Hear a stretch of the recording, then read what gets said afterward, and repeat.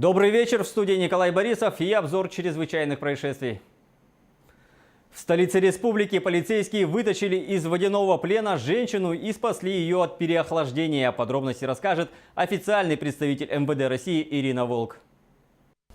В городе Якутске сотрудники патрульно-постовой службы полиции, старший сержант полиции Валерий Васильев, старший сержант полиции Алексей Николаев и специалист по взаимодействию со СМИ Филипп Тырылгин спасли тонущую женщину. Около 5 часов утра в дежурную часть поступило сообщение от местной жительницы о том, что со стороны водоема слышны женские крики о помощи. Незамедлительно прибыв на место происшествия, полицейские обнаружили в озере в нескольких метрах от берега женщину. Они вытащили ее из ледяной воды и до приезда медиков оказали первую помощь. Сейчас состояние матери 3 детей оценивается как стабильное, и ее жизни ничего не угрожает. Благодаря профессиональным и своевременно принятым действиям полицейских женщина спасена. Вскоре сотрудники полиции навестили пострадавшую в больнице. Она выразила искреннюю благодарность нашим сотрудникам за свое спасение. А в Мирном 59-летняя женщина подозревается в краже. Она похитила 12 тысяч рублей у своего знакомого. После совместного распития алкогольных напитков во время застолья хозяин дома, не рассчитав количество выпитого, уснул. Решив воспользоваться этим, женщина похитила деньги из кошелька и покинула квартиру. Деньги потратила на продолжение банкета. В отношении ранее судимой гражданки возбуждено уголовное дело. В понедельник на территории Якутии возникло 5 техногенных пожаров. Об этом нашему телеканалу сообщили в региональном управлении МЧС. 4 из 5 пожаров полыхало в столице республики. Утро началось с пожара в поселке Пеледу Ленского района, где полностью выгорел одноэтажный 5-квартирный жилой дом. Предположительная причина – замыкание электропроводки. В обед поступило сообщение о возгорании в 5-этажке в 202-м микрорайоне в Якутске. Причиной густого черного дыма оказалось возгорание мусора под домом. Поврежден электрический кабель, который и стал причиной возгорания. В 4:30 из-за несоблюдения правил безопасности загорелась частная баня в столице республики. Огнем повреждена кровля. Через час в Якутске загорелся частный дом. Постройку спасти не удалось. Общая площадь составила 120 квадратных метров. Причина – несоблюдения правил при эксплуатации печи. Поздно вечером загорелся еще один частный дом в Якутске. Огнем изнутри поврежден гараж по всей площади и 2-й этаж дома. Общая площадь пожара 130 квадратных метров. Предположительная причина – короткое замыкание электропроводки.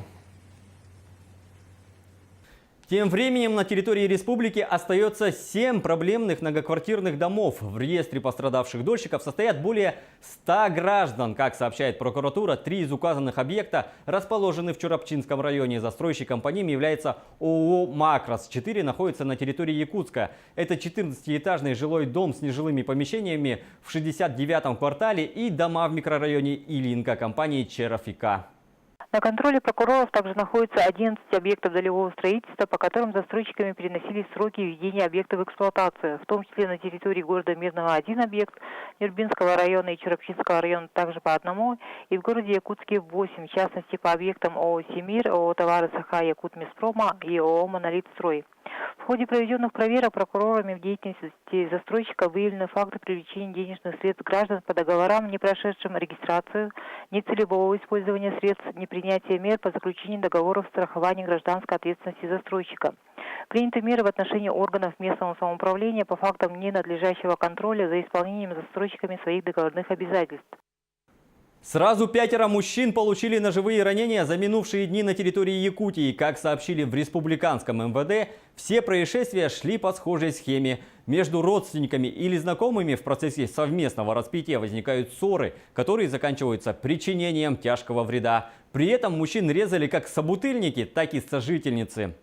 4 случая произошли в Якутске. Тут 3 раза дрались мужчины. 1 раз пострадавшего ударила женщина, уставшая терпеть оскорбления. Сходный случай произошел в Ленском районе, где 28-летняя женщина пришла с работы домой и обнаружила своего сожителя в нетрезвом состоянии. Получив несколько ударов по голове, женщина все же сумела вывернуться от натиска обидчика. Она вытащила из кухонного шкафа нож и нанесла им удар в область брюшной полости мужчины. После этого она выбежала к соседям, откуда ей позвонила в полицию.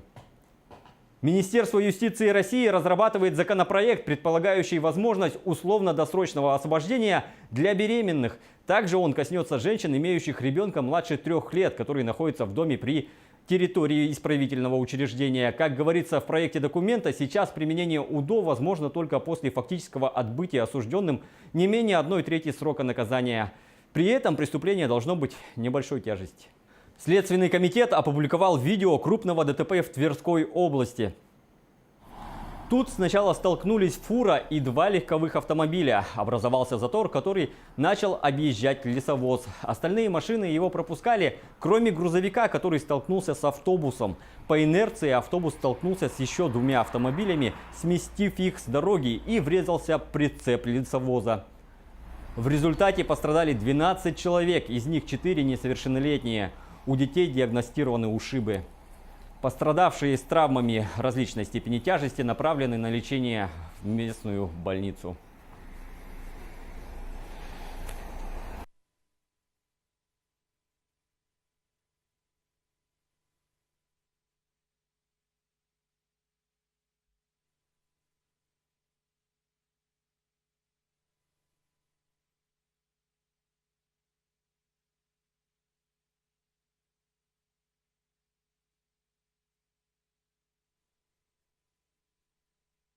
К международной повестке в Германии полиция Кёльна освободила заложника, захваченного на центральном вокзале днем в понедельник, рассказывает Татьяна Громова. Заложница была захвачена на центральном вокзале Кёльна днем в понедельник. Об этом сообщила полиция. Станцию закрыли и оцепили. Все пассажиры и работники были эвакуированы. С преступником начали переговоры. О нем пока известно только, что это мужчина. По окончании операции освобождения в полиции сообщили, что его мотивы не ясны. Захват произошел в аптеке, которую силовики в итоге взяли штурмом. Преступник серьезно пострадал, его даже пришлось реанимировать. Захваченная женщина также получила незначительные ранения, пока не ясно, каким образом. В связи с операцией железнодорожная компания Deutsche Bahn приостанавливала движение поездов через Кёльн. Рядом с вокзалом находится главная туристическая достопримечательность города – Кафедральный собор. На этом пока все. Берегите себя.